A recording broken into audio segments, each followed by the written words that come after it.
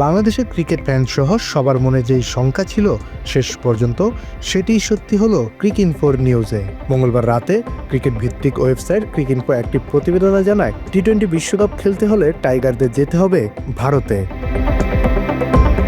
তবে বুধবার দুপুরে এক বিজ্ঞপ্তির মাধ্যমে বিসিবি জানিয়েছে, এই দাবিগুলো সম্পূর্ণ ভিত্তিহীন, বানোয়াট ও অসত্য। আইসিসি থেকে প্রাপ্ত বার্তার বিষয়বস্তুর সঙ্গে এই ধরনের খবরের কোনো মিল নেই। সব দলের পার্টিসিপেশন আনইন্টারাপ্টেডলি করার ক্ষেত্রে তারা কমিটেড, এবং এই জায়গা থেকে আমার মনে হয় যে বাংলাদেশের জন্য একটা আশার দিকও তৈরি হয়েছে, যেহেতু আইসিসি থেকে এ ধরনের যোগাযোগ করা হয়েছে এবং তারা বিস্তারিত জানতে চেয়েছে। বাংলাদেশ ক্রিকেট বোর্ড এখন বিস্তারিত জানাবে। আমার কিছুক্ষণ আগে বাংলাদেশ ক্রিকেট বোর্ডের মুখপাত্র আমজাদ হোসেনের সঙ্গেও কথা হচ্ছিল।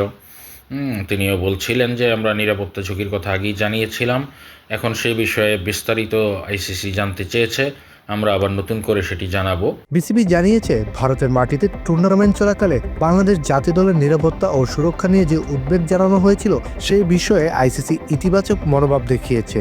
আইসিসি বাংলাদেশ দলের পূর্ণ ও নির্বিঘ্ন অংশগ্রহণ নিশ্চিত করার প্রতিশ্রুতি পূর্ণ ব্যক্ত করেছে।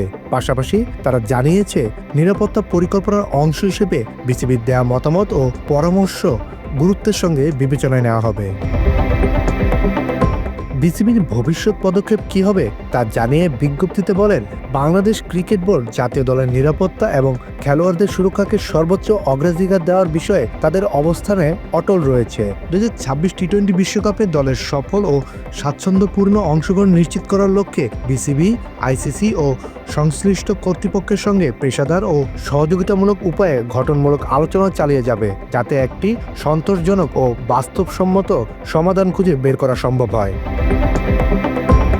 নিরাপত্তা ঝুঁকি দেখে মোস্তাফিজকে আইপিএল থেকে বাদ দেওয়ার জেরে ভারতে বিশ্বকাপ খেলতে না যাওয়ার সিদ্ধান্ত জানিয়ে 4 জানুয়ারি আইসিসিকে একটি মেল পাঠায় বাংলাদেশ ক্রিকেট বোর্ড, যেখানে ভারতের বাইরে বাংলাদেশে ম্যাচ আয়োজনের বিষয়টি বিবেচনার জন্য বলা হয়।